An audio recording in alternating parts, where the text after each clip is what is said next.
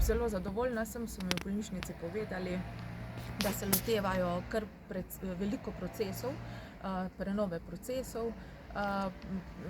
Recimo pregledujejo čakalne vrste po posameznih oddelkih, kjer s tem so začeli pred 14 dnevi, tako da sva se z direktorjem dogovorila, da bova to še posebej natančno spremljala in se o tem pogovarjala, da vidimo, kakšen bo učinek tega ukrepa.